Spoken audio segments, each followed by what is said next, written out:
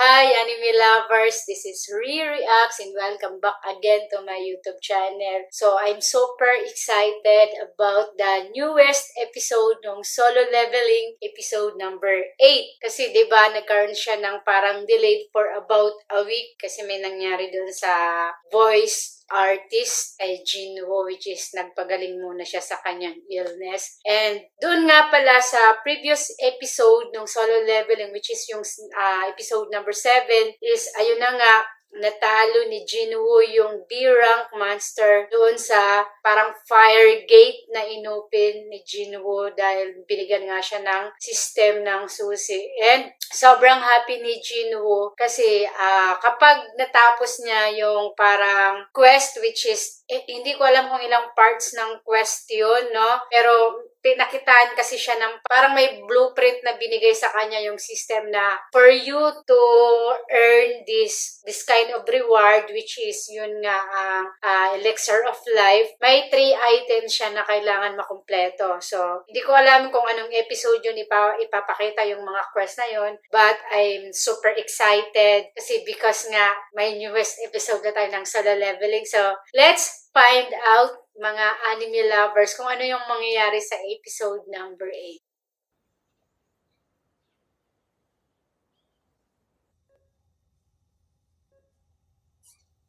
So, ayun no, nasa kanyang system no, pinapakita na pwedeng ma-cure yung lahat ng disease ng elixir of life. Yes, so ang sakit pala ng mami niya is eternal sleep disease. So may 3 ingredients siya na kailangan ma-acquire para mabuo yun, yung elixir of life. So pero syempre kailangan nga niyang lumakas, diba? Kasi hindi pa siya gaanan kalakas. Pero malayo na siya dun sa dati na the weakest. Kumbaga, may progress na yung lakas ni Jinwoo, which is, kung napansin niyo yung mata niya, every time na gusto niyang check kung anong level ng hunter or ng monsters, parang nagla-lightning bigla yung mata niya na, and boom! Makikita niya na kagad kung anong level, anong skills. So, sobrang powerful nung na-acquire na skills ni Jinwoo. Oh, in-accept niya, no? Kasi kung napansin nyo, no, doon sa previous episode, ayaw ni Jinwoo sumali sa guild na itatayo ni Junwoo. Kasi nga, syempre, parang marireveal kung ano yung ability na meron siya, skills, anong power na meron siya. Pero ngayon, parang nagkaroon ng change of heart. So, ano kaya nangyari na bakit gusto na ni Jinwoo makipag-coordinate, cooperate kay Junwoo, yung bagong C-rank hunter? Oh, may one condition nga lang na.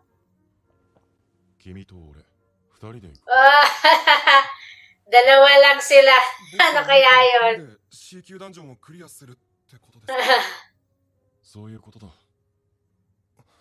Dalawa lang sila na. So, kailangan 8 pala ang required sa C-ranks. So, kung papasok pala sila ng gate is, lalo na C-ranks yung papasokin nilang yun, ang minimum of members ay 8, yun yung required. So, ano kayang gagawin ni Jinwoo, no? Oh. Yes, risky nga naman. Oh, 19 raids ang gagawin nila, no? 0 injuries, no? Lupit. Ang galing, no? Ano kayang gagawin nito? Oh, boss talaga tawag, no, kay Jinwoo. Junwoo to, eh. Nice one. Ito, S-rank hunter to, si Cha. Which is sobrang lupit din niya, eh. No? Ano kayang power ni Cha? I'm so excited na. Sexy.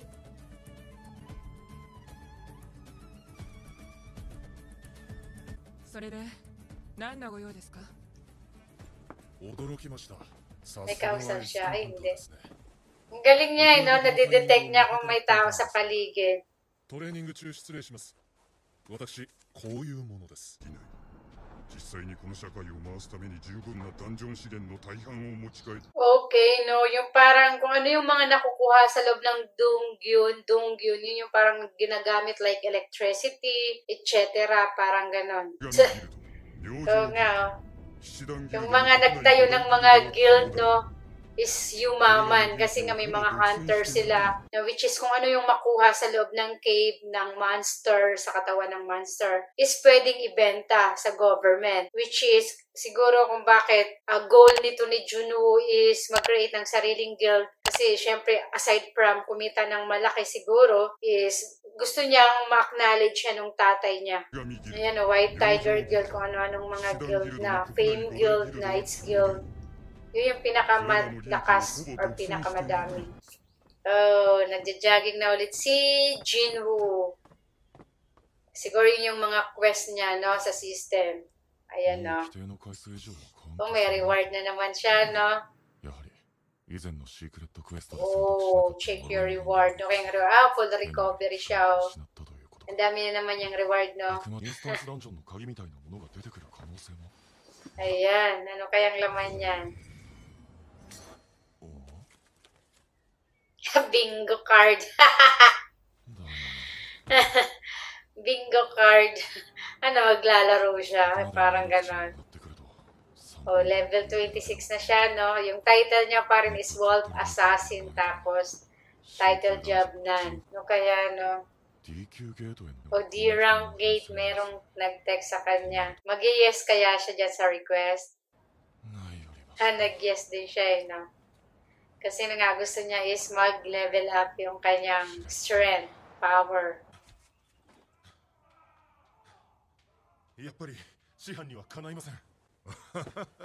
Yan yung leader nila, si Mr. Song, no? Yung pinasok nila sa first episode pa lang. Which is nawalan siya ng kamay. So, isa pala siyang judo master. Judo nga ba? Mga low rank monster talaga. Low rank hunter sila, no? Ayan yung kasama rin nila yan dati, di ba? Doon sa first episode. Which is umiyak siya noon kay Mr. Song nga. Dahil sabi niya may anak siya at pamilya. So, isa rin siya siguro sa receive ng text blast no na kailangan ng hunters. Mga low rank hunters sila, no? So, ang kaya na lang pasukin is yung mga E, Dogyuns, tsaka D. Yun lang. Cute ng baby, no? Are you strong? Tinanong pa siya ng baby niya kung strong siya, eh. Ito si Mr. Choi, yung guild master. Yung sa episode 1 na pumunta doon sa island na may mga white ant monster. Oh, Johi. Ngayon na lang ulit siya nagpakita. Trauma pa din siya, eh, no?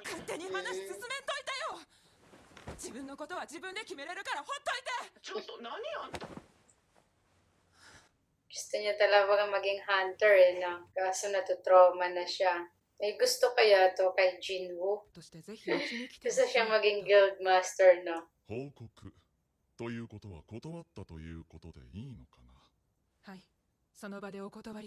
Skilled hunter kasi to, eh, si Cha. Jeju Island pala yung dati sa episode 1. Oh, hindi pala nila yun na-field pala nila yun. Ano kaya nangyari dun sa island na yun, no? So, mahina pala ito si Master Choi. Gigil din siya, eh, no? Si Mr. Choi. Grabe yung glow up niya, eh, no? Ni Jinwoo. Hindi na talaga nabalik yung kanyang kamay, no?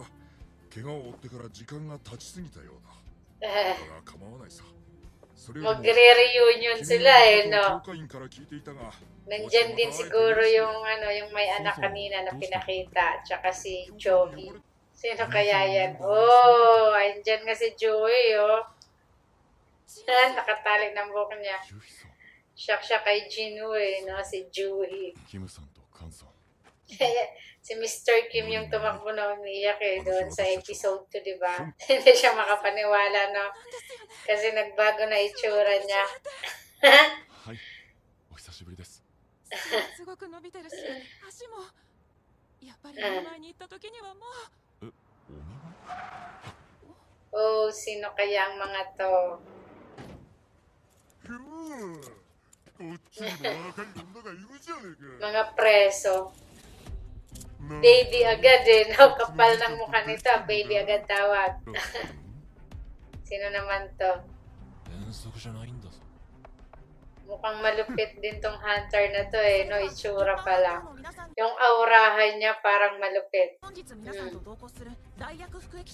Oh, substitute hunters yung mga na preso na yun. May kasama silang hindi hunter, no? Sub lang. So, B-rank itong lalaki na to. Malupit kasi B-rank eh. ジヌさんは俺は行きます。それなら私も行きます。 Malupit din to no? Si Juhi. So, si Mr. Song ulit yung magiging leader nila, no? Tapos 6 lang silang nakasurvive. 君以外の5人を代表して言わせてくれ。心から感謝している。 Mabait ito si Mr. Song, no? Compared doon kay Mr. Kim. Hindi makatingin ng diretso, no? Pasok na sila sa Milky Way Gate. Oh! So, it's done. Ayun. Nagkaroon bigla ng reunion, no? Kasi sa first and second episode, actually, sila yung magkakasama. Yun nga lang, yung 7 namatay, 6 na silang nakasurvive. So, ano kayang mangyayari dito sa episode number 9, no? Sa next episode ng Solo Leveling. Kasi, syempre, pumasok sila sa parang C-rank Dongyun. So, baka mamaya may ma-encounter ulit sila katulad doon sa first episode, diba? And second episode ng mga goddess na sobrang talagang minarder, tinorture talaga yung mga kasamahan nila, no? May inapakan, tapos biglang nagpakawala ng laser beam ba tawag doon, parang ganon. So ano kayang makakaharap nila dito sa next episode? Ano kayang monster ang makakaharap nila Jinwoo, and paano kaya ni Jinwoo itatago yung kanyang ability? Kasi syempre di ba magtataka si Juhi at saka yung iba nilang kasamahan kasi nga ang alam nila the weakest hunter siya